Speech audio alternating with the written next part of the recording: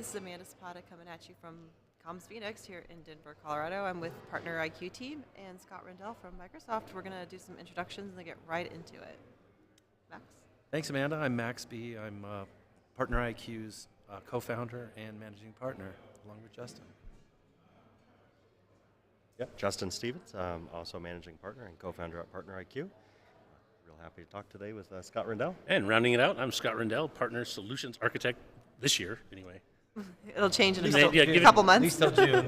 Yeah, it's 11:46, so by noon it'll probably change again. So. Yeah. No, happy to be here. Thank you guys for having me. Yeah, thanks for joining us. We're going to be talking a little bit more about day two, right? So, Justin, do you want to kind of set the stage there?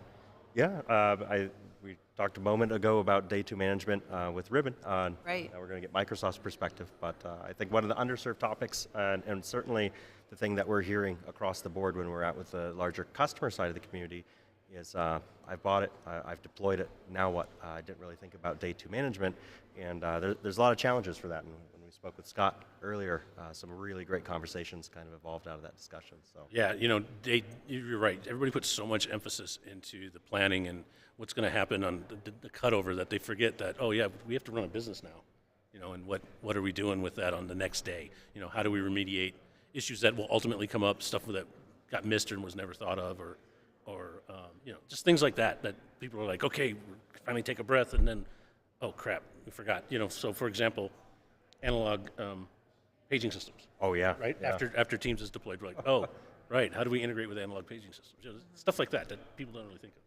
And you and your team are fielding those calls. Yes, of course, yeah. That panic We are- of, uh-oh. 1-800-DIAL-SCOTT. So, But that's a great point. I mean, sometimes there's corner pocket solutions of these oddities that are wired into the analog systems. There's hotshot dialers. There's overhead paging. We didn't really even think about the migration of that, and yeah. it can be supported. It can be migrated.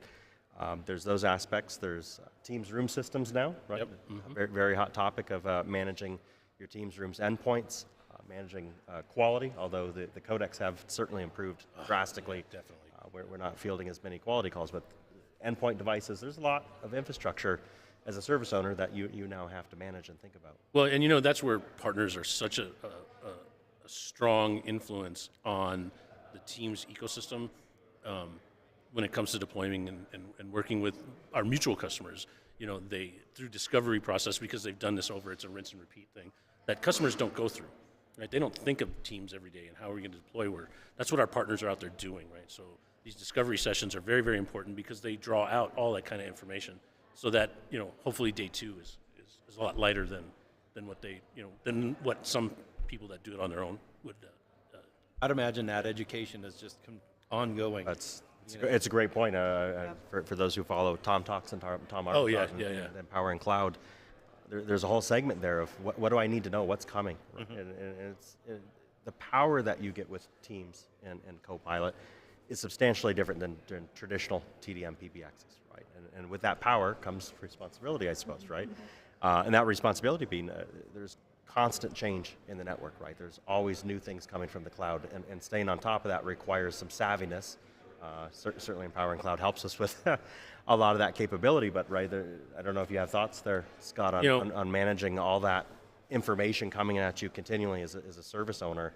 How do you do that? Yeah, so again, this is where our partners have thought of this. They've created solutions around it, and there's just some amazing things that and I don't know everything, but some of the stuff just blew me away, right? You've got all the various ribbons with their analytics, right? Looking holistically at your entire organization versus maybe just a meeting or two where Copilot's really focused on that client thing. We're now looking at organizational level and saying, oh, we didn't plan for this, or we didn't expect that that X amount of users were going to call in from a site, right? For like a town hall. So an ECDN probably would have been a better way to go. We talked about that a little earlier. So it's things like this. So again, all back to that discovery, so that day two is a lot better than it might have been. Yeah, I think there's a lot of that. You said it earlier, a pound of prevention. Ounce of right. We figured it out. An ounce of prevention is worth a pound of cure. So, but that planning stage, really doesn't ever end, right? There's always this kind of, hey, what do we need to be thinking about, because there's going to be changes coming, changes to improve, and that constant flex. But a lot of this sounds scary at first. Of gosh, do I really want to do this migration? Look at all these things that I'm going to have to manage. And I think what we're seeing is the evolution from partners that provide the simplification needed. So this isn't daunting anymore. It is manageable. It is serviceable. It is something that you can put in your network and not have to. We're finding that stress. it's got to be reasonable at a technology level as well as reasonable at a business level. Right. Right. So the executive team has got to be able to digest what the project looks like. What's the scope? What's the investment look like? And then give the go ahead. But sometimes because it's so daunting and has been so daunting in the past, there becomes a choke point. So I would imagine Microsoft kind of helps those organizations through that difficult. Well, yeah, time. we've got a whole CSU organization, right? Yeah. Customer Success Unit that really supports day two and then going forward, and tons of partners that do the same thing. Don't get me wrong; it's not all just about Microsoft. But what's interesting is I think the real challenge, not from a technology standpoint, but from a personal standpoint, is what's sustainable, right? How much change can a person actually absorb in a given amount of time?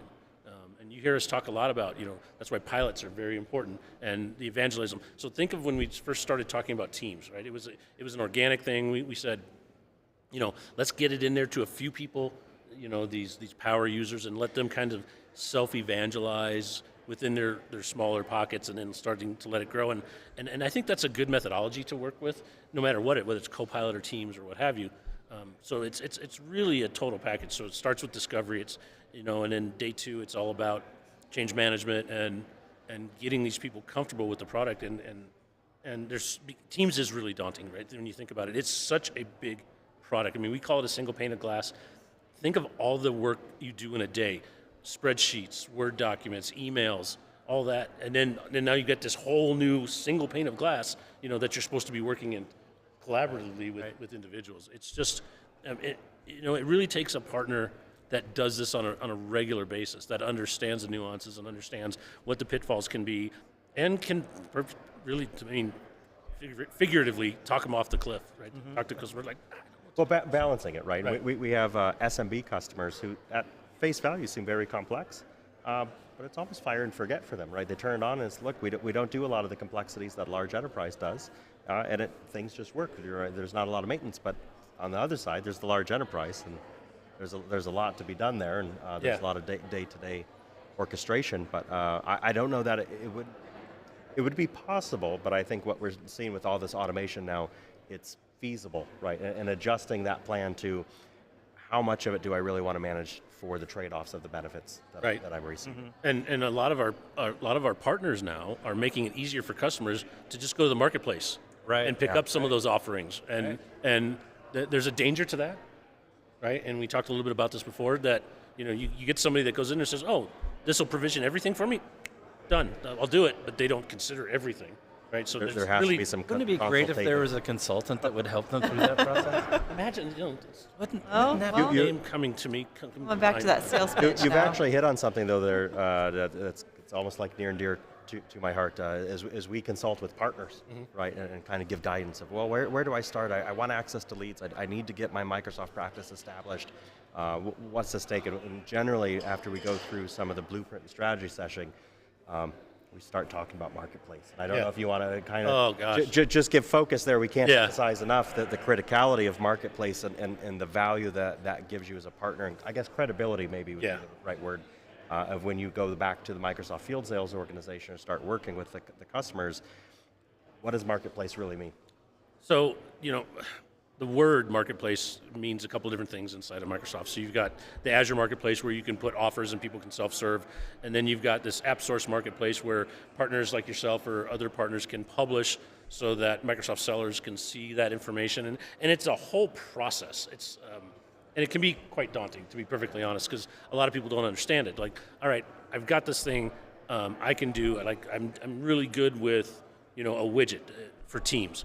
Right, but how do I get that inside of Microsoft? Well, you've got to find somebody at Microsoft, then you've got to go through the whole process. You've got to make it valid. You've got to make it, I hate this term, but sticky. You've got to figure out a way to get get it in and get people to recognize it. I mean, there really is kind of a whole unwritten methodology, and sorry for using that word, behind what it takes to get quote unquote noticed. Yeah. We wouldn't exist if, if it was that simple. That easy. we Just wouldn't serve that up exist. to you guys, by the way. Yeah, well, Yeah. appreciate that. No, and we're hearing from customers here at the show that are like, listen, we just don't have we've ticked all the boxes, we've done all the right things. We're not our Microsoft practice is flawed. How do we Well, we'd like bigger benefits. Now, how do we mature it? We've done all the academic principles, Right. followed everything on the websites, and sometimes there's more to it than that, right? Yeah, and right. that's where the help And- is. But the first piece of guidance is let's start with marketplace. This is going to be your core KPI. The first place you're going to be measured on for your success is, are you in marketplace? Are you transactable? Are you IP co-sell eligible? We've heard that time and time again from Microsoft. Well, and folks. then It's you- like, well, tell us. Well, are they ready? Are Yeah. they in marketplace? Are they transactional? Great example, right? Yeah. When Microsoft approaches us, of the partners we're working with, well, where are they in their journey? Are they transactable? Are Right, they yeah. IP co-sell eligible? And if that answer's no, guys, you got some homework, go help. And this is where the delays in the Yeah. process start of how long might that take? 3 months, 6 Well, months? and 9 and months? it all starts in Partner Center. Yeah. Well, yeah, absolutely. So I mean, and I think a lot of partners go. I think a lot of partners go. Partner Center. What's a partner center? Yeah, what I mean, and then they get in there and they're like, "Oh my God, look at all this stuff. What am I supposed to do?" So there really almost needs to be, somebody that could help them with Partner Center. If there's only somebody. How does that work? Partner IQ Center. Did Oh, we yeah, misname- there we go. Did we misname the company, Justin? Well, No. But acting as that Rosetta Stone, that translator of, we understand what you've heard. Let us give you some guidance to get through that. And again, simplify your journey to the success that you're looking for in terms of impacting field and working with customers and getting the growth. And we all benefit, right? Yeah. At the end of the day, we do this right. We all elevate, and the 300 some odd million seats that are out there, we elevate them to E5. We turn on voice. We get through this phase, and the great thing, I think, Scott, one of the things we talked about is as we complete that journey, we've now set the foundations for AI. Yeah. Yes. Yeah. Oh my gosh. Yeah. But it really takes partners like yourself to help walk them through and kind of understand where this is going, and then it obviously opens up some value add for you guys. So I think it's great that you guys have found this niche because it's definitely needed. Right. Right. I mean, I hear it almost daily. How do I get closer to Microsoft? I'm like, well, talk to Justin and Max, and Yeah. and they'll get you. It's interesting. I mean, over we there. had a conversation this morning with a company that's outside of the U.S. and they're doing fantastic business in their country, but they're like, well, there's only a couple of us here in the U.S. We don't know anybody at Microsoft. How do we get involved? And I know you have a session this afternoon on user groups. Oh, the team But user group, yeah. That was one of the things that I recommended to them. Was like, well, where do you live? Well, I live in Southwest. Okay. Do you know about the user groups Right. that you can attend? Got to attend to use. So yeah, and But it's, this is a core philosophy or principle. To be relevant, you have to show up. yeah, And You, networking, you have to right? provide value, and you have to be visible, and you have to have consistency in that visibility. And the user groups, a great place to start to build that bridge. Well, and the next point I was going to make about AppSource and all that is, and we've seen this. People think I know how to market my own product, and you probably do, and you're probably really good, maybe in your niche, but that doesn't mean you're using the right verbiage, the right methodologies behind sparking a seller from Microsoft to do it. And one of the things I tell partners all the time is you need to be very, very specific about what your offer is. Man, yeah. Right? A lot of people say, no, I want to keep it nice and broad because we can do all of it. I'm like, that's fine, okay, but our sellers are looking for specifics because they work in verticals. They want to know that it's healthcare or manufacturing or Yeah. retail or whatever, and there are specific words, unfortunately, that you have to use. I say this all the time, words have meaning, so you have to use the right ones, right? Use your right words. Where'd that come from? I don't know. I love the emphasis there of definitively describe what it is you're solving for. And you're really describing the move away from traditional selling to value-based Yep. selling of what. Tell me definitively Yeah. what you do and what's the value for solving there's the that thought thing. of let's go gobble up as much business as we can, and Can't be a generalist. right. Yeah. But what, No, not we talk today's day and age. You can't. superpowers. What Yeah. what is your superpower? Yeah. This is great.